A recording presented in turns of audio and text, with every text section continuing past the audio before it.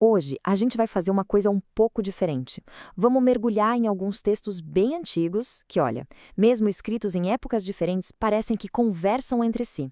A ideia é conectar a sabedoria de Eclesiastes, dos Salmos e de Provérbios para a gente tentar entender algumas das questões mais fundas da vida. Vamos lá? E para começar, vamos direto num ponto que pega todo mundo, uma sensação que é universal e bem dolorosa: a injustiça no mundo. Eclesiastes fala disso de um jeito que, nossa, é difícil de esquecer. É, uma imagem bem forte, né? Eclesiastes simplesmente joga na nossa cara essa realidade dura. O poder de um lado e o sofrimento sem ninguém para consolar do outro. É essa observação, assim, crua, que vai ser o nosso ponto de partida. E claro, quando a gente se depara com isso, a pergunta vem na hora. Se o mundo está cheio dessa dor, se tem gente chorando sem consolo, para onde a gente olha? Onde é que se busca algum alívio, alguma esperança? E é aqui que Provérbios entra na conversa, sabe? Trazendo uma outra visão que sugere que existe uma ordem moral nas coisas. Basicamente, a riqueza que vem da opressão não é um lucro de verdade, mas um atalho para a própria desgraça. Talvez o consolo comece aí, a ideia de que a injustiça, no fim, se destrói sozinha. Agora, vamos sair um pouco dessa injustiça que a gente vê lá fora para olhar para uma batalha mais interna, aquela busca por sentido no nosso trabalho, nas nossas ambições. Olha que interessante o que Eclesiastes faz aqui. Ele basicamente disseca as nossas motivações. Ele está dizendo que boa parte da nossa correria, da nossa busca por sucesso, não vem de um lugar genuíno, mas da gente se comparar com o vizinho, da inveja. E o resultado? Ele chama de vaidade, que no original é algo como fumaça, névoa, uma coisa que você não consegue pegar. É literalmente correr atrás do vento. E quando a gente coloca os dois lado a lado, o ponto em comum fica claro. De um lado, Eclesiastes dizendo que vale mais ter um pouco com paz do que muito com estresse.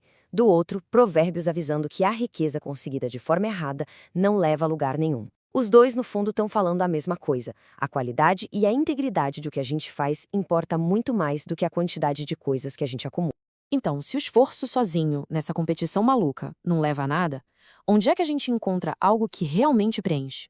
A resposta que esses textos dão é até que bem simples: nas outras pessoas, na conexão. E ao próprio Eclesiastes, o mesmo livro que mostrou a dor da opressão, que agora dá esse alerta. A imagem de alguém caindo sozinho é um aviso direto. É muito perigoso tentar levar a vida sem ter ninguém para dar um apoio. Mas logo em seguida vem a solução. A lógica é super simples, mas poderosa. 2 é melhor que 1. Isso quer dizer segurança, apoio, a força que a gente encontra na companhia de alguém. A comunidade não é só um luxo, um conforto, é uma estratégia essencial para a gente sobreviver e ir bem na vida. Isso não é só teoria, não. A gente vê acontecendo na prática. Na carta aos Coríntios, o apóstolo Paulo conta que estava se sentindo esgotado, sobrecarregado, e o alívio gigante que ele sentiu não veio de uma visão mágica, mas da chegada de um amigo, Tito.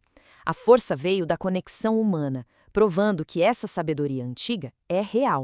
Certo, até agora a gente estava falando de problemas e soluções aqui, no nosso nível, né? Entre pessoas. Mas agora, vamos dar um zoom out. Um zoom bem grande para uma perspectiva cósmica que o livro de Salmos nos oferece. E aqui o tom muda da água para o vinho.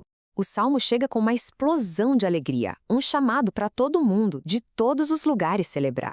É uma virada de chave total, saindo daquele tom mais pensativo de Eclesiastes para uma festa universal.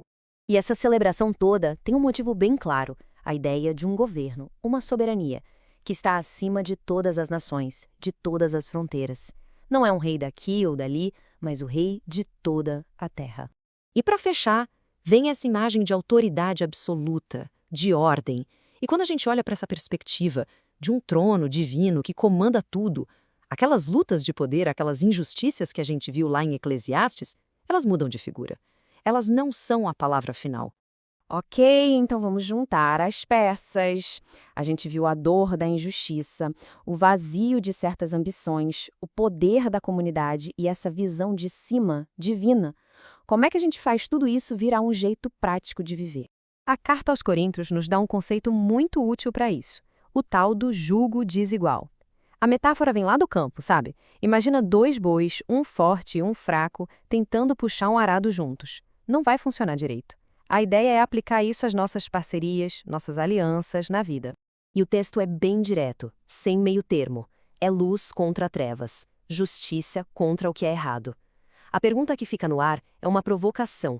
O que essas coisas opostas podem ter em comum? A mensagem é um chamado para a gente ter discernimento, para escolher com consciência com quem e com o que a gente se alinha.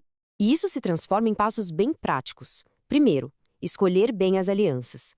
Segundo, um processo ativo de se limpar do que faz mal, das influências que corrompem.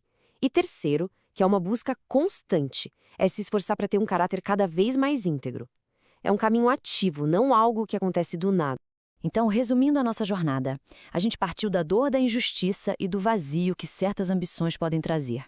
Encontramos força na comunidade, no apoio mútuo. Ganhamos uma nova perspectiva olhando de um ponto de vista mais amplo. E tudo isso leva a uma conclusão. É preciso ter clareza e fazer escolhas deliberadas no dia a dia. E depois de percorrer todo esse caminho, passando por essas sabedorias diferentes, fica uma pergunta final no ar, para a gente refletir. Depois de todo o trabalho, de todas as lutas, de todas as conexões, no fim das contas, o que fica? O que realmente permanece?